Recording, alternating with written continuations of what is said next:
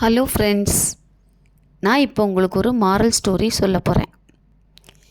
Moral story கேட்க ஆர்வமாக இருக்கீங்களா? ஒரு காட்டில் ஒரு காக்கா மரத்து மேலே நாள் ஃபுல்லாக சும்மாவே உட்காந்துட்டு இருந்ததான்.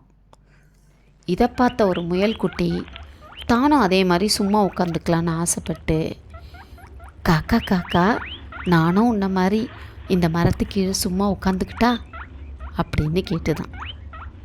அதுக்கு அந்த காக்கா, ஓ தாராளமாக உட்காந்துக்கோ ஏன் அப்படின்னு சொல்லிட்டான்.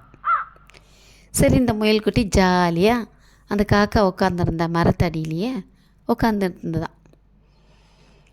கொஞ்ச நேரத்தில் பார்த்தா